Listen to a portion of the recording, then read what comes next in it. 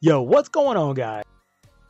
It's Lee Van Dam here, and I finished the fight. I the Skeleton King. It was ridiculous, but I got it done. And so I want to talk to you real quick about the team that I used, and then I will have the whole fight for you so that way you can watch it.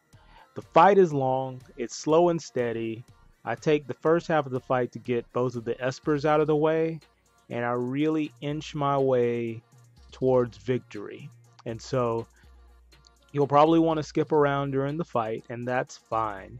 But I'm going to go over the rotations that I used because I wanted to make sure that I could cover all of the bases, because this fight is extremely dependent on the boss working with you, you covering as many holes as you can in case something goes wrong with those random dice rolls on his attacks. So let's get started. We're going to start with Orlando. He probably has the simplest job. And so his job, he's teamed up with another Orlando, and their job is to drain the magic of the boss so that way he doesn't have any magic points. And you want to do this because the main focus of all of this magic spells is based off his magic point stat, not his magic stat. That's only for Soul Siphon. Everything else is based off of how many magic points he has, up to 400. So you want him to have no magic points if at all possible. And so he's very good at it. Duskblade is awesome. Twin Duskblade typically knocks out all of his magic points within a round, so it's great. You can see I've got him with 70 fire resist, and so I had the Adamant Vest on as well as Ifrit's Claw, and the reason being is because the boss can lower your fire resistance with Eternal Torment, and that can make Hellfire really dangerous. So I needed to make sure that my main attacker was resistant enough to fire to be able to survive Hellfire, because that was one of the mistakes that I made throughout the week, as I didn't have enough resist on him. And so if he didn't survive Hellfire, the fight was pretty much over because recovery was nigh impossible. All right, next we've got Ilias. Now Ilias is fantastic for this fight because salve saves lives. All right, so Ilias rotation is really simple. At the beginning of the fight, the only thing he's doing is he is going to keep your breaks, keep your stats from being broken with Guard Serum. And so that's all he does. So his first round of his rotation is Guard Serum. The second round of his rotation, I have Lakshmi on him. And so the second round of his rotation is MP Regen. And then after that, he's done. He doesn't have anything else to really do until you get down to Soul Siphon territory. So the first part of the fight for him is really easy. It's very laid back. He gets to attack. He gets to do whatever during that third round of his rotation because he only has 2 things to do. And then once Soul Siphon comes into play, you got to gauge how much MP you have. If both of the attackers have enough MP to drain attacks, then you're in good shape. If it's time to buff stats, then you may have to bust out a Salve Ether or a Turbo Ether to make sure everybody has enough MP to do their job. But his role is still really laid back. And at the end of the fight, he's going to pop a Berserker Serum once it's time to strike to make sure everybody has the most attack possible. So that way it's possible when the time is right.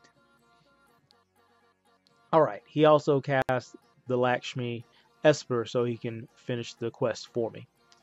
Next we've got Zargabath. Zargi, the legend. Now, Zargabath has a really, really interesting job. He's got a lot of stuff that he does.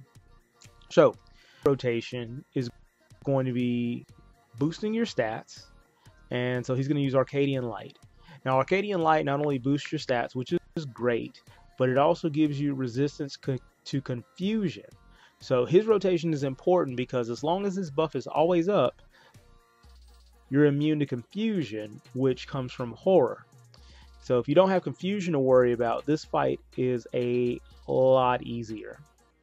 So his rotation starts off with Arcadian Light, and then he can do whatever he wants. So during the first part of the fight, he can MP Drain if he wants to.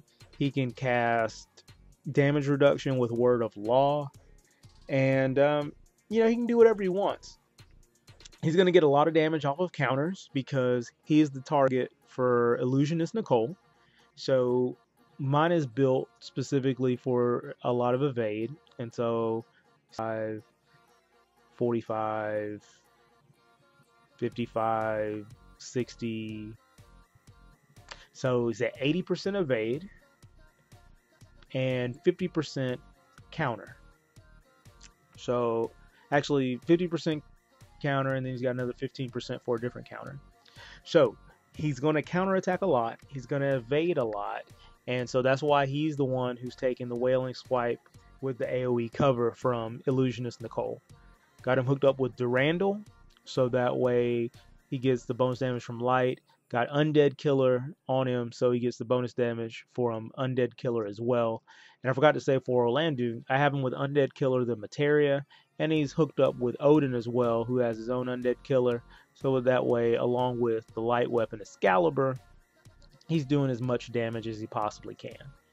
Alright, and so his rotation, as I said, is Arcadian Light, and then Word of Law, and then once you get close to Soul Siphon territory, his rotation becomes Arcadian Light, Bastion, so that way he can boost fire resistance for everybody, and then Word of Law. Word of Law is much less important once Bastion is necessary, and so his rotation is pretty easy, and he can substitute Word of Law for his Limit Break in case he needs to conserve MP or whatever the case may be. The extra fire resistance can definitely be the difference between you winning the fight or Soul Siphon or Internal Torment lowering your resistance enough to where you get battered up by a bunch of Hellfires. And that is the worst feeling in the entire world, to have Hellfire kill you after it's done almost no damage the entire fight. It's really lame. Last but not least, we've got Illusionist Nicole, the man, the myth, the new legend, the cover tank creator. This man has a really easy job. Basically, on odd rounds, starting with round 1, he creates a cover tank. He does that with Illusion Redirect, and he lowers stats with Terrifying Visions. Second round of his rotation, he's got the pod on, so he casts Peace Shield to help with physical damage reduction, and that is his whole rotation the entire fight.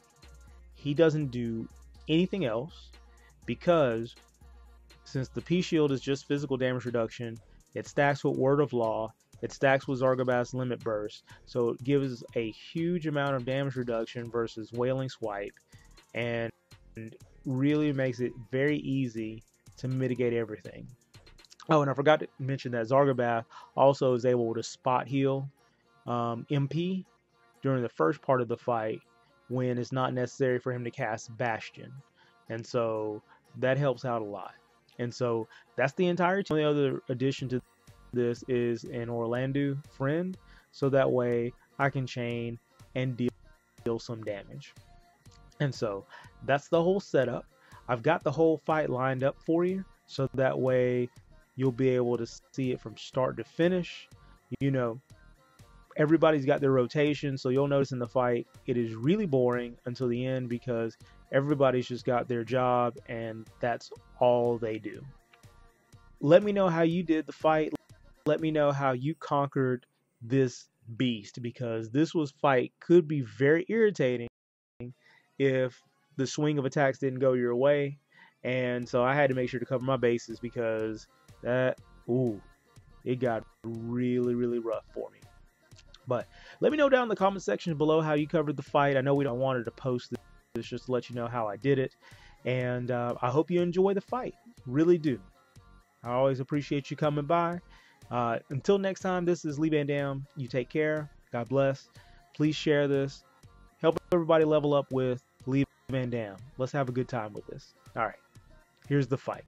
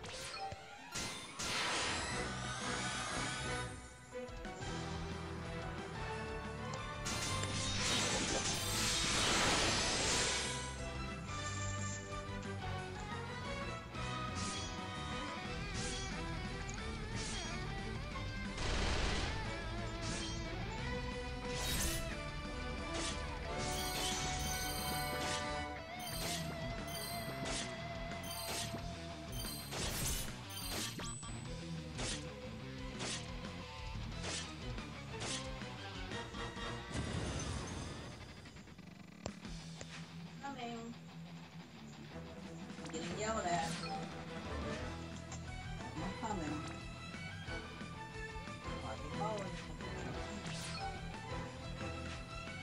What I've got? Come on. Tox. Toxicity. Taco. Oh! Look at that thing come out of there. Come on, Bubs.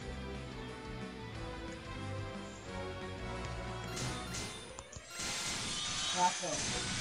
All right, then. You won't follow the rest. Taco.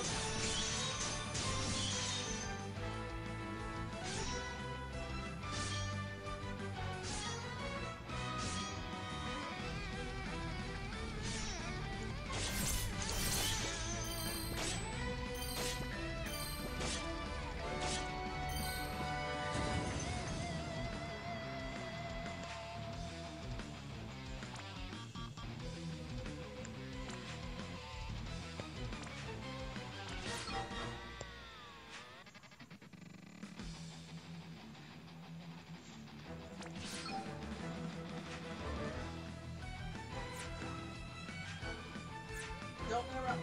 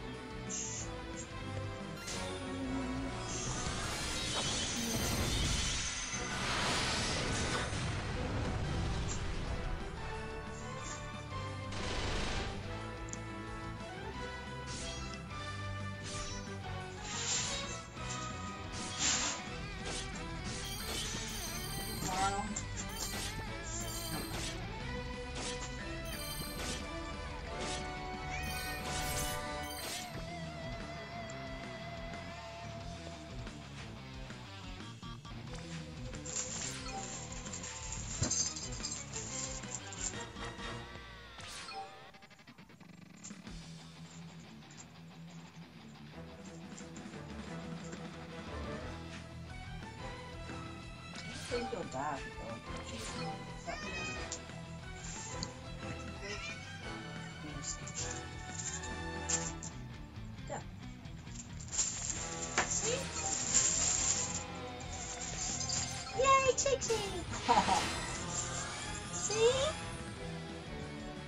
you've been